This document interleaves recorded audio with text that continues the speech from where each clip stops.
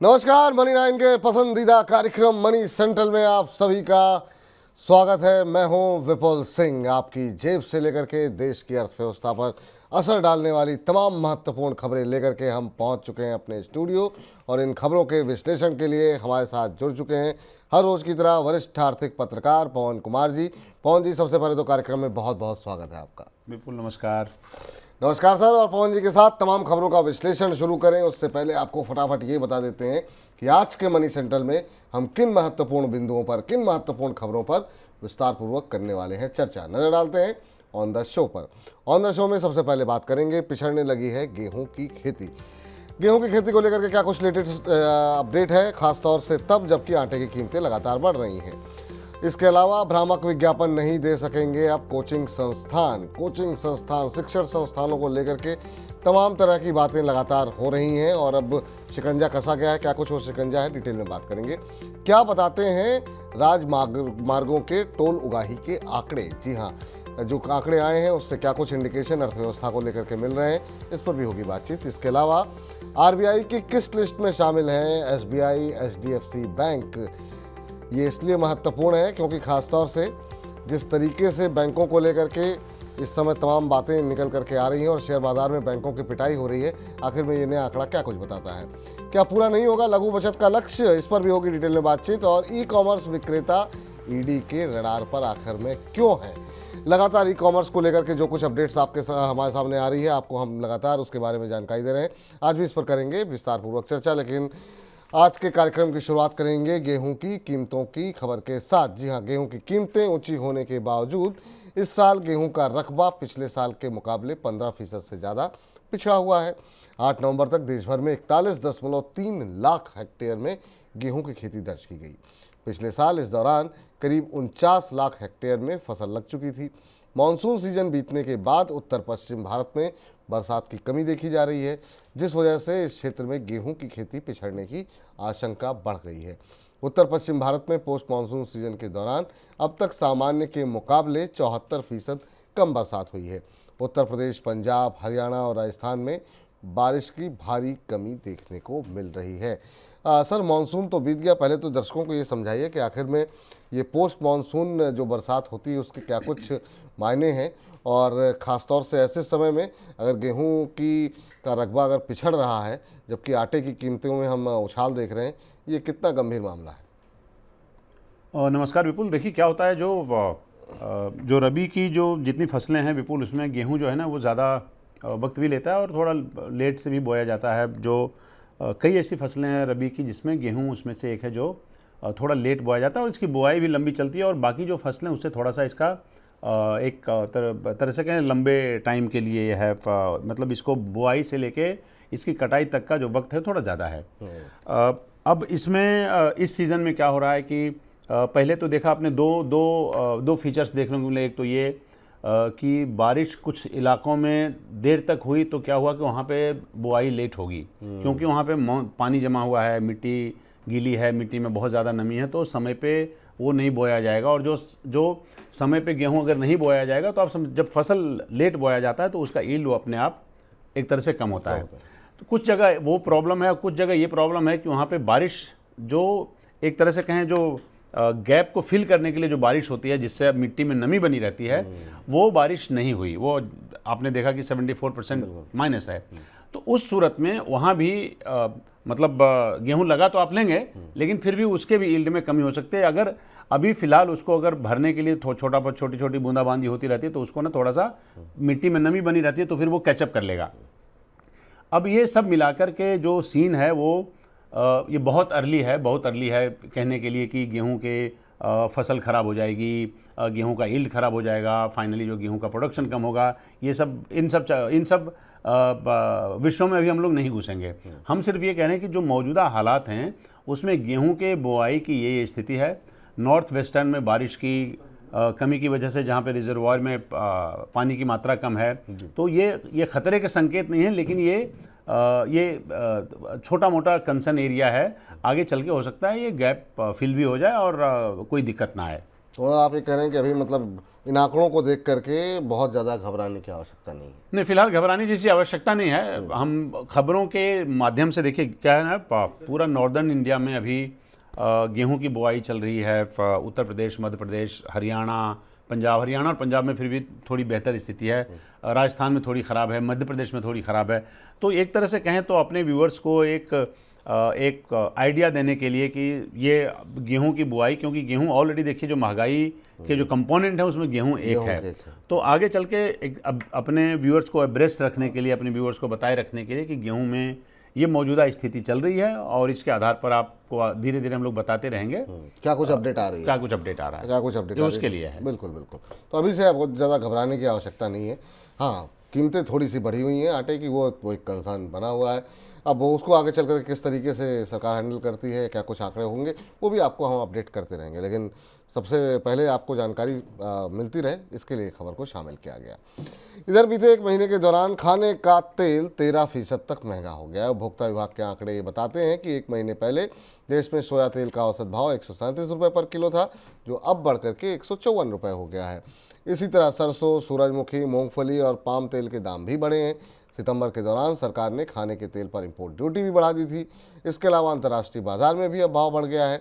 इन दोनों की वजह से घरेलू मार्केट में खाने का तेल महंगा हुआ है। सर, आटा, तेल सब तो महंगा हो रहा है। ये बताइए कि क्या अब आने वाले दिनों में सरकार इंपोर्ट ड्यूटी में क्या कुछ कटौती कर सकती है, इसको कीमतों को थोड़ा सा नियंत्रण में लाने के लिए, या अभी आपको लगता है स्थिति खराब नहीं है? विपुल, पहले ही सरकार ये कह चुकी है कि क्योंकि हमें अपने किसानों को थोड़ा मौका देना होता है और हम चाहते हैं कि वो उनको थोड़ा बेहतर यील्ड उनके है और उसके हिसाब से उनको बेहतर पेमेंट मिले, इसलिए लिहाजा हमने जो कटौती की है, जो ड्यूटी जो हमने बढ़ाया है, हम उसको भी घटाने नहीं जा रहे हैं। देखिए, दो तीन चीज़ें हैं। आप समझिए इस देश में इंपोर्ट दोनों ऑयल के साथ ही दिक्कत है। एक तो हम लोग 80% से ज़्यादा इंपोर्ट करते हैं, एक हम लोग 60% के आसपास इंपोर्ट करते हैं, जिसमें एडिबल ऑयल है, जिसमें पाम ऑयल हम लोग मंगाते हैं, जिसमें सोया भी इंपोर्ट करते हैं। प्राइमरीली सोयाबीन हम लोग मंगाते हैं, फ़र्ज़ करिए अर्जेंटीना से, ब्राज़ील से। पाम ऑयल हम लोग मंगाते हैं साउथ ईस्ट में, इंडोनेशिया से, मलेशिया से। और ठीक उसी प्रकार से सनफ्लावर ऑयल जो हम लोग इंपोर्ट करते हैं, उसमें से यूक्रेन और रशिया के रास्ते हम लोग इंपोर्ट करते हैं। अब उसका एडिबल ऑयल का रोल बहुत ज़्यादा है यहाँ पे, क्योंकि हमारे यहाँ कंजम्पशन जो है आप देखेंगे तो करीब 25 मिलियन मीट्रिक टन के आसपास आपको मिलेगा। ये कोई छोटा मोटा कंजम्पशन हमारा नहीं है, क्योंकि हम लोग बहुत इस्तेमाल करते हैं उसका हर चीज़ में। बिल्कुल। ये हम वो खाना नहीं खाते कि फ्रिज में एक माइक्रोवेव ओवन में डाला और गर्म करके खा गए, हमें सब कुछ तेल में चाहिए होता है। अब जो ये देख रहे हैं महंगाई के ऊपर, तो सोयाबीन के भाव बढ़े हुए हैं। आप देखिएगा चाइना में पाम ऑयल का कंजम्पशन बहुत ज़्यादा बढ़ा है, चाइना में सोया ऑयल का कंजम्पशन ज़्यादा बढ़ा है। तो वो सब ना जो इंटरनेशनल सप्लाई, उसमें से चाइना काफ़ी हद तक सक कर रहा है। तो उस वजह से जो इंटरनेशनल सप्लाई है वो थोड़ा सा वहाँ पे एक प्राइसेस में स्पाइक आप देखते हैं, तो लिहाजा उसका खामियाजा हमें भी भुगतना पड़ रहा है। पर आप देखिएगा तो आपको लगेगा कि मेरे ख्याल से 2-3 महीने अभी ये हालात बने रहेंगे गेहूं के भी सिचुएशन में और एडिबल ऑयल के भी सिचुएशन में। हमें ये देखना पड़ेगा कि अभी कैसे अपने देशों में अभी जो ऑयल का प्रोडक्शन इस बार कैसा रहता है, क्योंकि सरकार का बड़ा जोर है उस पर। तो इस सब पे सब्जियों के प्राइसेस तो कूल डाउन हो जाएंगे अगले मान लीजिए 2 हफ्ते 3 हफ्ते में, पर ये एडिबल ऑयल में फिर भी जो स्पाइक अभी बना हुआ है, ये मेरे ख्याल से अभी कंटिन्यू रहने की आशंका है 1-2 महीने 3 महीने के आसपास।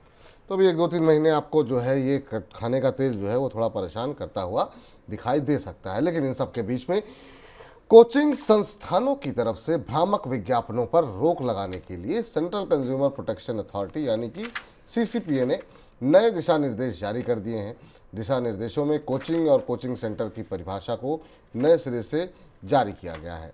नए दिशा निर्देशों के बाद कोचिंग संस्थान अब कोर्स और कोर्स की अवधि, फीस, रिफंड पॉलिसी, सिलेक्शन की दर, सक्सेस स्टोरीज और जॉब सिक्योरिटी को लेकर के भ्रामक जानकारी नहीं दे पा सकते हैं। कोचिंग संस्थान ये दावा भी नहीं कर पाएंगे कि उनके यहाँ पढ़ने के बाद सफलता पक्की है। सर, आप किसी भी शहर में चले जाइए, कहीं चले जाइए, सबसे ज़्यादा जो पोस्टर दिखते हैं आपको वो कोचिंग के ही दिखते हैं, और उसमें बहुत सारे बच्चों की तस्वीरें रहती हैं और 100% गारंटी जो है वो तय रहती है कि आप यहाँ पढ़ेंगे तो सफल हो जाएंगे। तो अब आपको लगता है कि देर आए दुरुस्त आए ये बहुत ज़रूरी था, क्योंकि ये बहुत बड़ा व्यापार, भ्रामक व्यापार बनता जा रहा है। कई बार दबाव इतना होता है कि बच्चे सुसाइड तक कर ले रहे हैं, कि संस्थान में एडमिशन नहीं हो पा रहा और बहुत मोटे पैसे लिए जा रहे हैं। देखिए ये एक धंधा है, आप समझिए। ये जैसे पहले एजुकेशन को एक हम लोग थोड़ा लिवरेज देते थे कि साहब ऐसा है कि वो उसके बारे में कुछ बोलना नहीं है, उसके बारे में ज़्यादा टफ नहीं होना है, एक आप ना एक ह्यूमन फेस बना के रखते थे। वो ज़माना रह नहीं गया, क्योंकि दसियों तरह के इनके पास तरीके हैं जो आप देखिएगा तो वो नेचर में बिल्कुल फ्रॉड की तरह हैं। जैसे एक ही बच्चा आपको एग्ज़ाम देता हुआ मिलेगा आईआईटी का, और फला इंस्टीट्यूट उसको बोलेगा कि हमारे यहाँ ये पढ़ता था, और फला दूसरा इंस्टीट्यूट बोलेगा कि हमारे यहाँ पढ़ता था। बिल्कुल ये करके आप आपाधापी करते हैं और पूरी दुनिया को ये बताते हैं कि इसलिए ये बच्चा फर्स्ट आया है क्योंकि ये हमारे यहाँ आया था। इस पे रोक लगना बहुत ज़रूरी था। आप क्या करते हैं, आप उसको कुछ पैसे दे देते हैं और उसके बाद उसकी तस्वीरें छापते हैं, और तस्वीरें छापते हैं, इससे ज़्यादा भ्रम और कुछ हो नहीं सकता है। तो उसमें उसका तो ज़्यादा नुकसान है नहीं, नुकसान है जो लोग, जो पोटेंशियल स्टूडेंट्स हैं जिसको आप टारगेट कर रहे हैं, जो वो भ्रामक जानकारी और भ्रामक विज्ञापन देखकर आपके यहाँ आ रहे हैं, और उसके बाद उसका खामियाजा उनको भुगतना पड़ता है। तो ये इस पे सरकार बहुत टाइम से कोशिश कर रही थी, कमेटी बनाई गई, फिर उसके बाद उन्होंने उसकी जांच की, देखा परखा, फिर उसके बाद ये फैसला हुआ कि आपको क्या करना है और क्या नहीं करना है। आप ये नहीं बोल सकते कि आप 100% हमारे यहाँ प्लेसमेंट हो जाता है। कभी कभी तो ऐसा हुआ कि इन्होंने बोला कैंडिडेट के, जो सक्सेसफुल कैंडिडेट्स की तादाद जो बताए उतने यूपीएससी के पोस्ट भी नहीं थे। यूपीएससी के पोस्ट हैं मान लीजिए 950, और आपने जो कैंडिडेट्स के नंबर बताए सक्सेसफुल कैंडिडेट्स के, वो नंबर है 3500। तो ये देखिए, जो पढ़ना चाहता है ना वो इतनी ज़्यादा चीज़ें नहीं पता करता। उसको पता होता है कि अच्छा ठीक है, ये एक अच्छा इंस्टीट्यूट है, इसमें चला जाए। आप उससे कितने पैसे ले रहे हैं उस पर कोई सफाई नहीं है, आपका ड्यूरेशन क्या है कोर्स का वो सफाई नहीं है, क्या डिलीवरी है उस पर कोई सफाई नहीं है। तो ये आज न कल ये होना था। और ख़ासकर अभी जो दिल्ली में कोचिंग इंस्टीट्यूट में जो बच्चों की मौत हुई उस बारिश के उसमें चक्कर में, उसका ना मैं ये नहीं कहूँगा ये उसी की वजह से आया है, पर वो एक ट्रिगरिंग फैक्टर वो भी रहा कि इसमें गाइडलाइंस लाया जाए, और गाइडलाइंस जल्दी जल्दी लाया जाए। इस गाइडलाइंस के आने से फ़ायदा होगा कि आपको बिल्कुल दूध का दूध और पानी का पानी होगा, सब कुछ ट्रांसपेरेंट होगा। आप ये देख सकते हैं कि इतने स्टूडेंट्स हैं, इतने स्टूडेंट्स ने फीस ये है, कोर्स का ड्यूरेशन ये है, यहाँ से इतने लोग पास आउट हुए हैं। तो आप कोचिंग, लेकिन ये उसी पे लागू होगा जहाँ पे जिस कोचिंग में स्टूडेंट्स की तादाद मिनिमम 50 है। मिनिमम 50 है। और इसमें ये भी है कि आपको ये भी बताना होगा कि संस्थान में सुविधाएं क्या क्या हैं। जैसे जो बरसात का जिक्र आपने किया कि वहाँ पर इलेक्ट्रिसिटी की क्या व्यवस्था है, पानी से बचने की क्या व्यवस्था है, ये तभी तो ये संभव हो पाएगा। तो मुझे लगता है कि ये तमाम चीज़ें जो रखी गई हैं, ये आपको लगता है कि खासतौर से छोटे छोटे शहरों से बच्चे आते हैं जिनको जानकारी नहीं होती और वो विज्ञापन में फंस जाते हैं, उनके लिए बड़ी राहत की खबर होगी। कम से कम इस तरह के भ्रामक विज्ञापन उनको बरगला नहीं पाएंगे, उनके पैसे नहीं ले पाएंगे। आप कोटा चले जाइए। कोटा में जो ओरिजिनल जिन लोगों ने शुरू किया था, उसके बाद जो बाकी हैं वो उसके पैरेलल हैं, लेकिन उसमें कोई सिमिलरिटी नहीं है, इवन डिलीवरी में भी।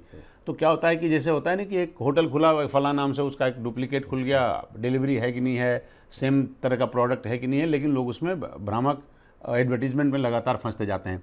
और तो और देखिए, मैं कहता हूँ कि जो आईआईटी की तैयारी करते हैं वो थोड़े बच्चे होते हैं, 18-20 साल के होते हैं।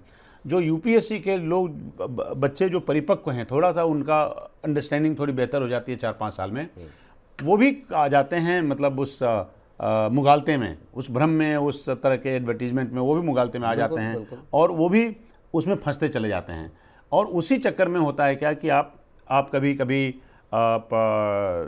गैर मुनासिब जो एडवर्टीजमेंट है उसके शिकार होते हैं। आप जाते हैं किसी और ऑप्शंस के साथ और किसी और होप्स के साथ, और मिलता कुछ और है। आप 50% कोई स्टडीज़ पे नहीं होगा, 50% जो आपको कोचिंग के लोग मिलेंगे उसमें जाके आप बात करिएगा तो आप पूछिएगा कि पहले आपका एक्सपेक्टेशन क्या था और जब एडमिशन लिया तब क्या है। प्रोमिसेस कुछ और डिलीवरी कुछ और।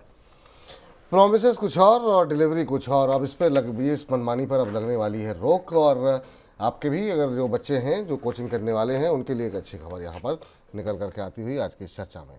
इस बीच अक्टूबर के दौरान त्योहारी सीजन होने की वजह से राष्ट्रीय राजमार्गों से होने वाला इलेक्ट्रॉनिक टोल कलेक्शन रिकॉर्ड स्तर पर पहुंच गया है। National payment corporation of India यानी कि एनपीसीआई के मुताबिक अक्टूबर के दौरान ई टोल कलेक्शन के जरिए 6,115 करोड़ रुपए की उगाही हुई है, जो कि अक्टूबर 2023 में हुई उगाही के मुकाबले 10% ज़्यादा है। इस साल अक्टूबर के दौरान NHAI के टोल नाकों पर रोजाना 11.13 मिलियन ट्रांजैक्शन काउंट दर्ज किए गए हैं और रोजाना औसतन 197 करोड़ रुपए का टोल इकट्ठा हुआ है। इस साल टोल कलेक्शन बढ़ने की एक वजह टोल दरों में बढ़ोतरी भी है। पिछले साल के मुकाबले टोल दरें 5% ज़्यादा हैं। सर, टोल कलेक्शन को एक अर्थव्यवस्था का पैमाना भी माना जाता है कि किस तरीके से वाहन गतिविधियाँ हो रही हैं, कितने लोग ट्रैवल कर रहे हैं, लेकिन क्या ये जो आंकड़े हैं जिसमें कि 10% का इजाफा हुआ है, उसको क्या हम एक पॉजिटिव ट्रिगर के तौर पर देखें, इसे सिर्फ एक त्योहारी सीजन के कारण आया उछाल देखें, आप कैसे देख रहे हैं? इसमें त्योहारी सीज़न में आया हुआ उछाल है और जो आप कह रहे हैं कि सरकार और सरकार के जो एजेंसीज़ हैं और जो स्टेक होल्डर्स हैं वो इसमें टोल में ये पढ़ते रहते हैं कि नहीं, इकोनॉमिक रोबस्ट ग्रोथ का प्रतीक है। कोई बहुत अच्छा एक बात बताइए, इकोनॉमिक इंडिकेटर्स के और भी डिटर्मिनेंट्स हैं जो आपको रोबस्ट ग्रोथ हो रहा है कि नहीं, वो बताते हैं। ये बड़ा देसी तरीका है हमारा नापने का कि साहब इतने मूवमेंट हुए तो इसका मतलब है कि टोल में गाड़ियाँ चल रही तो इसका मतलब सब ठीक चल रहा है। मतलब कोई भी इकोनॉमिक डेवलपमेंट और इकोनॉमिक ग्रोथ की थ्योरी मतलब टोल को शामिल नहीं कर सकती है। हाँ, वो तो आप मोटा मान सकते हैं, पर आपने खुद ही कहा कि ये 5% की बढ़ोतरी की, तो आप कुछ तो वहीं आप डिस्काउंट कर दीजिए। बिल्कुल। कुछ उसके बाद जो इन्होंने त्योहारी सीज़न है तो कुछ वहाँ पे डिस्काउंट कर दीजिए। और जो जितना खर्च है NHAI का इस देश में टोल बनाने में, टोल लगाने में, रोड बनाने में, उसकी तुलना में क्या ये तर्कसंगत है? क्या ये इतनी बड़ी रकम है क्या? इसको लेके आप झूम उठिए, ऐसा है कि उत्साहित हो सकते हैं क्या? तो मेरा ही मानना है कि ये मतलब ये बहुत ही छोटा पिक्चर पेश करता है और इस पे ज़्यादा प्रीमियम प्लेस करने की ज़रूरत शायद नहीं है, मेरे हिसाब से। यस, बिल्कुल सही कह रहे हैं आप। और ख़ास तौर से अगर पिछले साल की तुलना में अगर बात करें तो 5% को अगर हम हटा दें तो बचा 5%। और वो त्योहारी सीज़न की बात आपने की तो एक तरीके से नल एंड वॉइड हो रहा है। और इसका मतलब ये है कि अभी भी अर्थव्यवस्था को लेकर के जो कंसर्न को लेकर के जो हम बातचीत कर रहे हैं वो अभी भी कहीं ना कहीं वो इंडिकेटर बने हुए हैं। चलिए आगे बढ़ते हैं। इस बीच भारतीय रिजर्व बैंक यानी कि RBI ने स्टेट बैंक, HDFC बैंक और ICICI बैंक को सिस्टमेटिकली इम्पॉर्टेंट बैंक की टॉप लिस्ट में बरकरार रखा है। पिछले साल भी इन बैंकों को इस लिस्ट में रखा गया था। सिस्टमेटिकली इम्पॉर्टेंट बैंक उन बैंकों को माना जाता है जिनका चलना देश की बैंकिंग व्यवस्था को चलाए रखने के लिए ज़रूरी होता है। इन बैंकों का असफल होना देश की अर्थव्यवस्था के लिए खतरा माना जाता है। सर, सबसे पहले तो जो हमारे बहुत सारे जो दर्शक हैं वो हो सकता है कि इस टर्मिनोलॉजी को ना समझे, सिस्टमेटिकली इम्पॉर्टेंट बैंक ये होता क्या है, ये ज़रा हमारे दर्शकों को बताइए और उसके बाद से समझने की कोशिश करेंगे कि आखिर में इन 3 बैंकों को क्यों रखा गया। विपुल, 2008 जब पूरी दुनिया में इकोनॉमिक क्राइसिस हुआ, फाइनेंशियल क्राइसिस हुआ और फिर उसके बाद देखा आपने कि अर्थव्यवस्था में अमेरिकी अर्थव्यवस्था किस तरह से बिल्कुल बर्बाद हुई। हिंदुस्तानी अर्थव्यवस्था फिर भी काफ़ी हद तक हम लोग उससे इंसुलेटेड रहे, थोड़े प्रभावित रहे, काफ़ी हद तक इंसुलेटेड रहे। उसमें ये महसूस किया गया कि आप देखिएगा पूरी बैंकिंग व्यवस्था चरमराई वहाँ की, अमेरिका की। तो उसमें महसूस किया गया कि कैसे पूरी दुनिया में जो बैंक्स हैं उसको, इस फाइनेंशियल सिस्टम उसको कैसे बेहतर किया जाए। तो एक है फाइनेंशियल स्टेबिलिटी बोर्ड, ये पूरी दुनिया का एक ऑर्गेनाइजेशन है जिसका भारत भी एक मेंबर है। उन्होंने बाज़ल एग्रीमेंट के हिसाब से इसका निर्माण किया गया और ये देखा गया कि एक होता है ग्लोबल सिस्टमिकली इम्पॉर्टेंट बैंक। आज हम उस पर बात नहीं करेंगे, आज हम बात करेंगे डोमेस्टिक सिस्टमिकली इम्पॉर्टेंट बैंक, इसको बोलते हैं DSIB। DSIB में हमारे यहाँ मतलब इसका मोटा मतलब समझिए, जो डोमेस्टिक सिस्टमिकली इम्पॉर्टेंट बैंक हैं वो कि ये बैंक हैं जिसको बोलते हैं कि इतना टू बिग टू फेल, मतलब इतना बड़ा है कि ये बैंक फेल नहीं कर सकता। इसमें एडिशनल कैपिटल, बफर कैपिटल की रिक्वायरमेंट होती है जो इसका दर्जा हासिल करने के लिए जो RBI डिसाइड करता है बार बार। जैसे अभी उन्होंने बफर कैपिटल को बढ़ाया है कुछ परसेंटेज के हिसाब से। इसका साइज़ जो है आप समझिए, ये डिसाइड होगा, जो SIB है वो डिसाइड होगा साइज़ पे, ये डिसाइड होगा कॉम्प्लेक्सिटी पे, ये डिसाइड होगा इंटरकनेक्टनेस के बोलते हैं, और ये डिसाइड होगा लैक ऑफ सब्स्टिट्यूटेबिलिटी, उसके हिसाब से। अपने यहाँ 2015 में डिसाइड हुआ कि SBI, काफ़ी बातचीत के बाद ये डिसाइड हुआ कि हमारे यहाँ 3 ऐसे बैंक हैं जो SIB हो सकते हैं। SBI बना 2015 में, ICICI बैंक बना दूसरा सिस्टमिकली इम्पोर्टेंट बैंक 2016 में, और HDFC 2017 में। इसमें हर बार मतलब RBI उलटफेर करती रहती है, लेकिन यह है कि अभी तक कोई बैंक जो ऐसा नहीं है कि कोई बैंक चाहेगा तो बन जाएगा और RBI जिसको चाहेगी उसको बना देगी, ऐसा नहीं है। मतलब आपके पास कुछ डिटर्मिनेंट्स हैं, उसके पैरामीटर्स हैं जो आप फॉलो करेंगे तभी आप सिस्टमिकली इंपॉर्टेंट बैंक की कैटेगरी में हैं। हर साल उसमें से RBI उसको जैसे जैसे ताश के पट्टे की तरफ फेंटते हैं ना, उस तरह से फेंटता है। और फिर भी लेकिन यह है कि ये 3 ऐसे बैंक हैं जो जितने पैरामीटर्स हैं उसमें सब में ऊपर है, लिहाजा इन्हीं 3 बैंकों का चुनाव हर साल होता है। और ये जो अभी पैरामीटर्स लागू होने वाले हैं वो अब 1 अप्रैल 2025 से लागू है, मतलब नेक्स्ट फाइनेंशियल ईयर से। तो मतलब ये मान के चलें कि अगर इन तीनों बैंकों के ऊपर या तीनों में से किसी एक बैंक के ऊपर कोई शक की सुई या कोई खतरा या कोई इस तरह की बात आती है, तो इसका मतलब ये संकेत जो है वो देश की अर्थव्यवस्था के लिए अच्छे नहीं है। इसको और हम लोग सिंप्लीफाई करते हैं। आप इसमें से कोई एक बैंक अगर फेल होता है तो सिस्टमिकली इंपॉर्टेंट बैंक का मतलब हुआ, अगर कोई बैंक फेल हुआ, कुछ प्रॉब्लम आई, तो मतलब आपका GDP हिल सकता है, आपकी इकोनॉमी हिल सकती है, आपकी अर्थव्यवस्था चरमरा सकती है, आपका फाइनेंशियल सिस्टम बैठ सकता है। ये काफ़ी महत्वपूर्ण बात आपने जी आसान भाषा में लोगों को मेरे ख्याल से अब समझ में आ गई। हाँ, मतलब ये इसका मतलब है कि बैंकों को एक बड़ी मतलब बहुत बड़ा ओहदा दिया गया है कि भाई ये बैंक जो है, अगर ये बैंक अगर गड़बड़ हुआ तो इसका मतलब है कुछ प्रॉब्लम चल रही है, सिस्टम में कोई कुछ गड़बड़ है, कुछ गड़बड़ है। ये 3 बैंकों को चुनाव किया है और तीनों अपने क्षेत्र के बड़े दिग्गज बैंक हैं। PSU से जो है वो SBI है और प्राइवेट सेक्टर की 2 बड़ी कंपनियां ICICI बैंक और HDFC बैंक। आगे बढ़ते हैं। पॉलिसी दरों पर दिसंबर में होने वाली RBI की बैठक से पहले ऐसा लग रहा है कि सरकार ने रेपो रेट कटौती के लिए रिजर्व बैंक पर अब दबाव बनाना शुरू कर दिया है।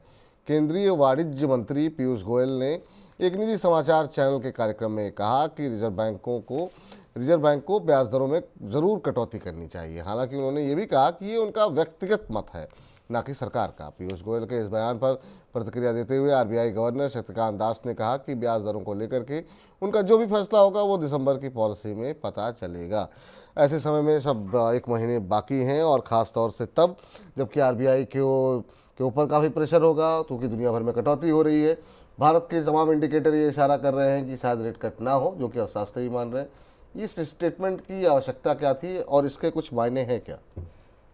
विपुल, ये इसमें देखिए, ये ट्रेड मिनिस्टर हैं और ट्रेड मिनिस्टर हैं, कॉमर्स मिनिस्टर हैं, आप जो भी कह लीजिए। मैं कुछ ऐसी बातें बोलूँगा जो जिसको आप ये बोल सकते हैं कि एक मंत्री के बारे में पर्सनल कमेंट हो सकता है। पर देखिए, जब आप मंत्री होते हैं तो कुछ भी पर्सनल नहीं होता है। जब आप देश की बात कर रहे हैं तो कुछ भी अगर आपके बारे में बोला जाएगा तो उसमें पर्सनल कुछ नहीं होता। आप पर्सनल हैसियत से नहीं बात कर रहे होते हैं। आप एक मंत्री के तौर पर आप इंडस्ट्री की एक बॉडी के मीटिंग में बैठ के आपने ये बात कही, उसमें पर्सनल कुछ नहीं होता है। पीयूष गोयल के तौर पे आप ये बात कह रहे हैं, उसका कोई अर्थ नहीं। आप एक मंत्री के तौर पे बात कर रहे हैं, पहले समझिए। देखिए, ये इनको हर चीज़ में इनको मैं अपने मैंडेट से ज़्यादा ये बात करते हैं। ये पर्सनल कमेंट मैं नहीं कर रहा हूँ, ये मंत्री इसलिए बात कर रहा हूँ, मैं उनके घर की बात नहीं कर रहा। अपने मैंडेट से ज़्यादा बात करने की इनको आदत है। ये देखिए, इस देश में अभी तक सरकार इससे बचती रही है कि RBI के MPC के मीटिंग पे, MPC के रेट कट पे कोई बयान दे। ये फाइनेंस मिनिस्टर भी नहीं है, इनका वो डिपार्टमेंट नहीं है। ये बात करते हैं, ये इसलिए बात करते हैं क्योंकि इनको आदत है बात करने की। मैं आपको 4-5 एग्जाम्पल देता हूँ। ये जब 2014 के चुनाव भी नहीं हुए थे, चुनाव जीत के नहीं आई थी ये सरकार, इन्होंने बोला था कि अगर हमारी सरकार आई तो हम रघुराम राजन को हटाएंगे। उसके बाद अभी इन्होंने बोला कि रेट कट करनी चाहिए, क्या रखा है, महंगाई तो केवल खाने की महंगाई दर के कारण आप रेट को रोक के रखेंगे। इसी तरह से अभी इन्होंने थोड़े दिन पहले देखा होगा, इन्होंने अमेज़ॉन के बारे में बात की कि अमेज़ॉन आके अनफेयर ट्रेड प्रैक्टिसेस कर रहा है और छोटे छोटे दुकानदार बंद हो रहे हैं। वो क्योंकि 10 व्यापारी आते हैं, रिप्रेजेंटेशन देते हैं, इनको उस पर सुनते हैं, उसके बाद ये बात करते हैं। तो 2 चीज़ें दिखेगा, इनको अपने मैंडेट से ज़्यादा बोलने की आदत भी है और अपने मैंडेट अपने और उस डिपार्टमेंट के बारे में भी बात करते हैं जिस डिपार्टमेंट के से इनका कोई लेना देना नहीं है। देखिए, क्या होता है, ये एक भरोसेमंद नेता और भरोसेमंद मंत्री होने का ये वहाँ से पावर ड्रॉ करते हैं। तो इनको लगता है कि हम अपने मैंडेट से ज़्यादा कभी भी बोल सकते हैं। ये जब मैं कह रहा हूँ तो कोई पर्सनल कमेंट नहीं है, वो मंत्री हैं, सोच समझ के उनको बात करने की कोशिश करनी चाहिए मेरे ख्याल से। लेकिन इनके इस बयान के कोई मायने तो नहीं है ना, मतलब आप जो मौजूदा स्थिति है, अगर रेट, क्योंकि उन्होंने रेट कट पे बोला है तो हमको भी एक रेट कट पे स्टैंड यहाँ पर लेना चाहिए कि अभी की जो सिचुएशन है, जब हम देख रहे हैं दुनिया भर में कटौती हो रही है, अमेरिका में हो गई, उसका जवाब हम लोग आप लोग देंगे, वो तो दे दिया ना शक्तिकांत दास साहब ने, उन्होंने दे दिया कि जब हमें करना होगा तो हम करेंगे, और वहाँ जवाब दिया जाएगा एमपीसी की मीटिंग में। अब एमपीसी की मीटिंग का मिनट्स पीयूष गोयल साहब तो नहीं तैयार कर सकते ना। बात तो सही है, तो थोड़ा सा इंतजार करना पड़ेगा दिसंबर तक, देखते हैं क्या कुछ निकल करके आता है। हालांकि देखिए चाइना पे कई बार देखिए इस देश में ना एंटी चाइना इतनी फीलिंग हम लोग रखते हैं, उसमें अभी जैसे चाइना पे भी एक बयान उन्होंने दिया था, मैं एग्जैक्टली बयान अभी नहीं बता पाऊंगा आपको, मुझे याद नहीं है, तो ना चाइना पे वगैरह बोलते हैं तो वो बात चल जाती है, लेकिन चाइना पे बोलते बोलते पूरी दुनिया पे बोलते बोलते उसके बाद आप अपने लोगों को पे उन पे बात करिए, जो एक जो आरबीआई है, जो एक सैक्रोसैंक्ट है, जिसके बारे में लोग बात नहीं करना, सरकार के नुमाइंदे बात नहीं करना पसंद करते हैं, क्योंकि उसमें समझा जाता है कि एक इंडिपेंडेंट रेगुलेट बॉडी और सरकार उसमें से मेडलिंग कर रही है, दबाव डाल रही है। तो ये ना इसकी इमेज मार्केट में, इसकी इमेज स्टेक होल्डर्स में, कंपनियों के बीच और ओवरऑल इंटरनेशनल मार्केट में इसका मैसेज अच्छा नहीं जाता है, जहाँ लगता है कि रेगुलेटर सरकार के दबाव में काम कर रहा है। बिल्कुल सही कह रहे हैं आप। और बहुत लोगों को आज मैंने सुना, उनको लगा कि उनको ये, कुछ लोग ये कह भी रहे थे कि कहीं ऐसा तो नहीं कि सरकार को ये लग रहा हो कि जो थोड़ी सी अर्थव्यवस्था में ढीलापन देखने को मिल रहा है, वो उसको निकलने के लिए आरबीआई के ऊपर प्रेशर बनाया जा रहा है कि नहीं रेट कट करो, तो इस तरह से भी लोग पढ़ रहे हैं उनके सिस्टम। विपुल, जो पॉलिटिकल इकोनॉमी कवर करने वाले जर्नलिस्ट इस शहर में, उनसे जाके पूछिएगा, इनके माध्यम से सरकार आरबीआई पे दबाव डलवा रही हो, मैं ये नहीं मान सकता हूँ। मैं इसलिए नहीं मान सकता हूँ कि उसके लिए निर्मला सीतारमन है ना, बिल्कुल सही, उसके लिए सेक्रेटरी फाइनेंस का बचा हुआ है, वो बात करेंगे, वो कहीं इंडिकेशन देगा, कुछ नहीं होगा तो कहीं खबरें प्लांट की जाएंगी किसी अखबार में, चुपके ऐसे दबाव बनाया जाता है। दबाव ऐसे नहीं बनाया जाता कि खुली मीटिंग में आप गए, आपने जो मर्जी यार बोला नहीं, ये तो मेरी व्यक्तिगत राय, ऐसे नहीं दबाव बनता। चलिए, इस बीच केंद्र सरकार ने लघु बचत योजनाओं के जरिए कलेक्शन को लेकर के जो लक्ष्य निर्धारित किया है वो शायद अब पूरा ना हो। रिपोर्ट में अधिकारियों के हवाले से ये कहा गया है कि नई टैक्स व्यवस्था में बचत पर टैक्स छूट नहीं होने की वजह से लघु बचत योजनाओं से होने वाले कलेक्शन का लक्ष्य पूरा होने की उम्मीद अब कम है। पुरानी टैक्स व्यवस्था में अधिकतर लघु बचत योजनाओं में होने वाले निवेश पर टैक्स छूट मिलती थी, लेकिन आयकर रिटर्न दाखिल करने वाले 70% से ज़्यादा लोग नई टैक्स व्यवस्था का चुनाव कर रहे हैं और उनकी तरफ से लघु बचत योजनाओं में होने वाले निवेश में कमी आ रही है। वित्त वर्ष 2023-24 में लघु बचत योजनाओं से 4.7 लाख करोड़ रुपए का कलेक्शन सरकार को मिला था और इस साल फरवरी में पेश बजट में 4.6 लाख करोड़ का लक्ष्य तय किया गया था, जिसे कि जुलाई के बजट में घटा करके 4.2 लाख करोड़ किया गया था, लेकिन लक्ष्य घटाए जाने के बाद भी इसके पूरा होने की संभावनाएं कम नज़र आ रही हैं। सर, क्या सिर्फ नई टैक्स व्यवस्था को ही इसके लिए आप जिम्मेदार मान रहे हैं या और भी कारण आप देखते हैं जिसकी वजह से लघु बचत योजनाओं में लोगों का रुझान घट रहा है? पहले ये बताइए, आज मार्केट गिरा हुआ है, उठा हुआ है? गिरा हुआ है। क्या है कि मैं इसलिए पूछ रहा था, ये इम्पोर्टेंट है कि देखिए इसमें जो ट्रेंड दिख रहा है आपको कि क्यों कम किया, टारगेट जितना था उससे क्यों कम किया, 4.2 क्यों किया? क्योंकि इसमें देख रहा है कि यंगर जनरेशन है ना, वो शिफ्ट कर रहे हैं स्मॉल सेविंग से कहीं और। जो दूसरा ट्रेंड दिख रहा है कि जो पैसा लगा सकते थे स्मॉल सेविंग्स में, वो पैसा लग रहा है मार्केट में। अब मैं आपको एक फाइनेंस सेक्रेटरी के एक बयान की तरफ बताता हूं कि उन्होंने कहा था हमारा कलेक्शन अगर स्मॉल सेविंग्स में बढ़िया होता है तो हम लोग बोरोइंग में कटौती कर सकते हैं। आज खबरें ये छपी कि इन कलेक्शंस ठीक नहीं हैं, तो इसका मतलब बोरोइंग कट नहीं होगा। तो जब बोरोइंग कट नहीं होगा तो मैं ये मान के चल रहा हूँ, मैंने नहीं देखा है, मैं कनेक्ट कर रहा हूँ कि मार्केट ने शायद इस बात को थोड़ा बहुत समझा होगा, तो इसका असर मार्केट में आपको आज देखा। इसलिए मैंने आपसे पूछा कि मार्केट में आज हालात क्या थे। अब देखिए ये क्या इंडिकेट करता है कि ये सूत्रों के हवाले से खबर है, अलग अलग अखबारों में खबरें छपी हैं, तो ये ट्रेंड दिखाता है कि जो पहले सरकार जो परसुएट करती थी, जो एक तरह से समझिए कि आपको आकर्षण था उस हिसाब से क्योंकि बहुत ऐसे जगह हैं जहाँ पे स्मॉल सेविंग में पैसा रखने के बजाय दूसरी जगह आप करेंगे तो आपको पास ज़्यादा कमाई होगी, अब ज़्यादा रिटर्न आपके पास होगा। ये फीलिंग कहीं ना कहीं काम कर रहा है, इसलिए ये पैसे कहीं और लग रहे हैं, और जिसकी वजह से स्मॉल सेविंग्स में आप देख रहे हैं। और ये 4.2 जो टारगेट है जिसको रिवाइज़ किया है बजट जुलाई के बजट में, वो भी हासिल होगा, उसमें भी डाउटफुल है। बिल्कुल सही कह रहे हैं आप। तो ये और जो नई टैक्स व्यवस्था को कितना इसके लिए जिम्मेदार मानते हैं? क्योंकि ये बात तो सही है कि हम लोग फोर्सफुली कई बार सेविंग करते थे पुरानी टैक्स व्यवस्था में, इतना हिस्सा जो है वो टैक्स कट जाएगा, इसलिए लोग अलग अलग किसान बचत पत्र में या फिर बाकी जगहों पर ELSS स्कीम लेते थे या कहीं पर भी लघु बचत योजनाओं में पैसे लगाते थे। अब ये जो सरकार की तरफ से जो नई व्यवस्था को जो एक तरीके से कोशिश की जा रही है कि ज़्यादा से ज़्यादा लोग अडाप्ट करें और कर भी रहे हैं 70% से ज़्यादा, वो आपको लगता है ये भी कारण है कि लोगों का मतलब पैसे टैक्स बचते नहीं है, तो फिर फ़ायदा क्या है?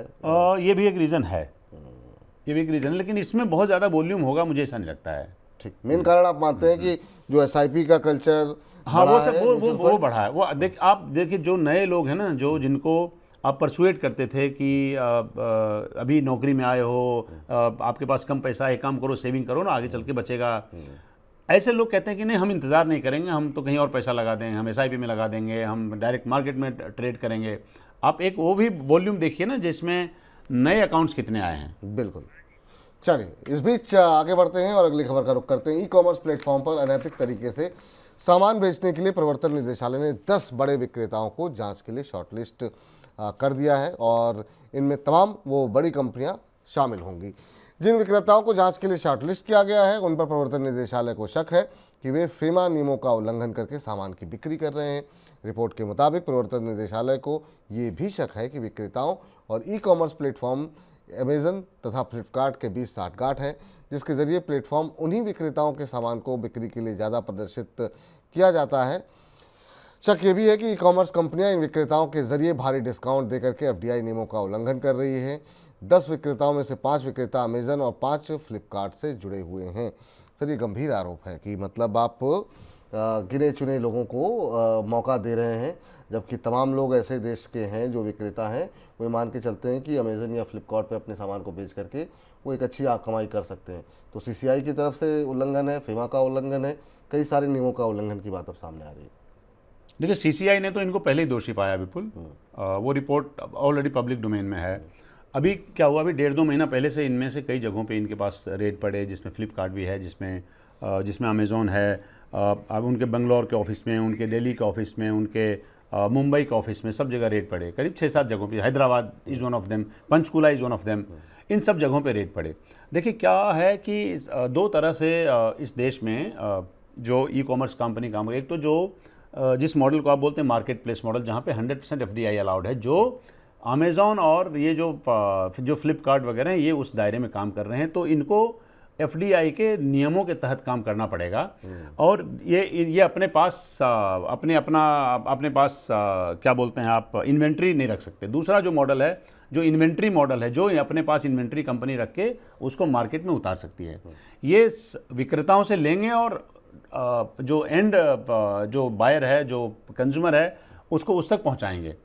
इन्होंने इसका उल्लंघन किया है FDI नियमों का, कि इसके तहत, इस मॉडल के तहत आप ये नहीं कर सकते कि साहब आप जो है अपना इन्वेंट्री रखिए अपने हिसाब से, वो नहीं कर सकते आप। यहाँ पे FDI के नियमों का उल्लंघन है और यहाँ पे FEMA के भी नियमों का उल्लंघन है, जो ये कहते हैं कि साहब किसी के ऊपर दबाव डाल के प्राइस तैयार करना, किसी पे दबाव डाल के कि आप सिर्फ हमारे ही वेबसाइट पे बेच सकते हैं, हमारे प्लेटफॉर्म पे बेच सकते हैं।